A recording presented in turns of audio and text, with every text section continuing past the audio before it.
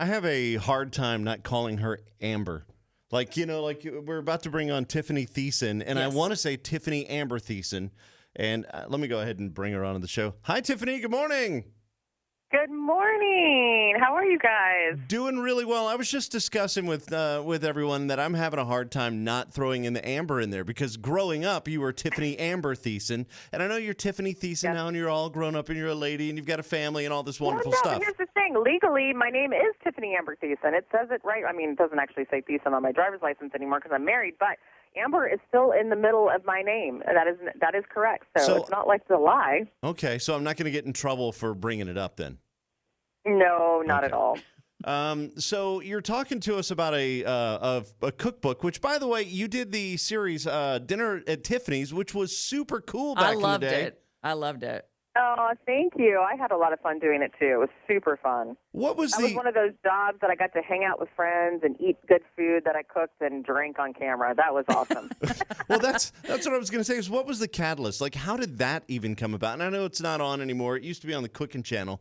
Yeah, Cooking Channel and Food Network. You know, it was one of those ideas. I was actually living in New York City doing another show for that I did for years called White Collar, and I just had this idea because I love food, and I've always had a passion for food and cooking since I was young, and I walked into the network and was like, can I pitch a show to you guys? And that's what I did.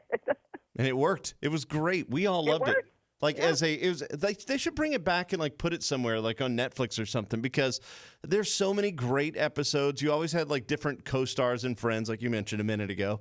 And it was cool. It was fun. It was fun. Yeah, it was really fun. I know I'm trying to come up with I've got a couple other food shows in development that is happening, so hopefully one will land soon for you guys to see. So I got some good ideas coming. I actually heard that it's really hard to get a food show on like the Food Network and stuff because they don't want shows about actual cooking.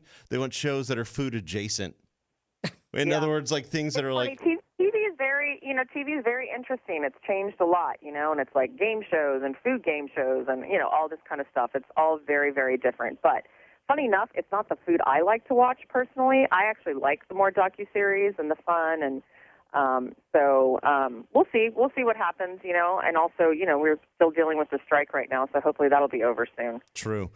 So let's talk about Here We Go Again. It's a way to level up your leftovers. And growing up poor, my mom never threw anything away. Therefore, I cannot. Fine, man. I had the same household. Yeah, I can't throw anything away, and I get so upset when I see anybody throw food away. I'm like, no, wait, breaks my heart. Me too. I agree, and I really tried to instill the importance in my children, hence why I wanted to create a book that I had never seen before, where it really tries to just, show people that you can look at your food that you already have in your fridge and your pantry slightly differently before you throw it away. 40% of food gets thrown away and wasted in our society, which is just mind-boggling to think about. And it really does put a huge weight into our climate change and our environment. And so I just really wanted to showcase, and the fact that food's expensive right now. Like everything is so expensive. So we could actually really help our budget if we really kind of reinvented the stuff that we already have. So that's really the reason why I wanted to come up with the book. So what are some of the highlights? So what's an easy thing for us to do with a little bit of leftovers? To start, I would say the breakfast for pizza, the pizza for breakfast sandwich.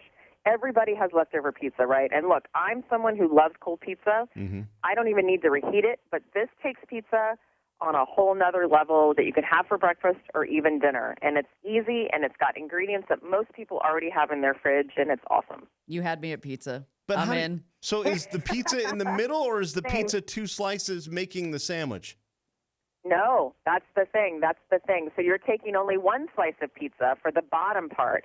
You're adding a fried egg, a little fresh ricotta, crispy pancetta.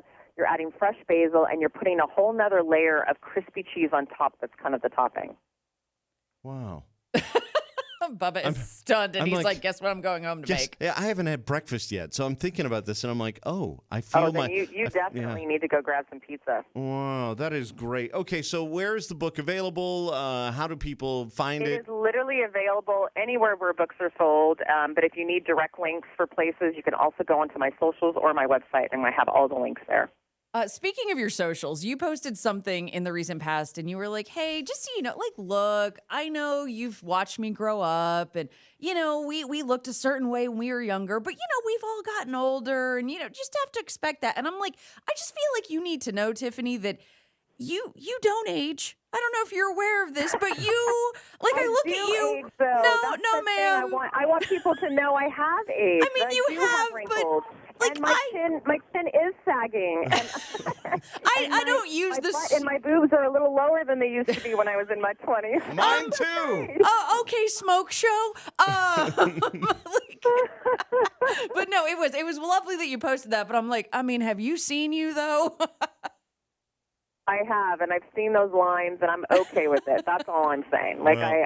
I feel like these days, I'm hoping, and I just saw, like, Pam Anderson in Paris, you know, wearing no makeup on, and I was like, you go, girl. Mm-hmm. Like, she was like, and I've always thought she was so beautiful, and I just love that she's doing what I also believe in and just really embracing instead of trying to chase the years away. Like, she's embracing it. Like, these lines I created with all the memories of giving birth to my children and laughing with my husband and crying over certain things, like, you know, those are all earned, and it's like a badge of honor, really, in my opinion.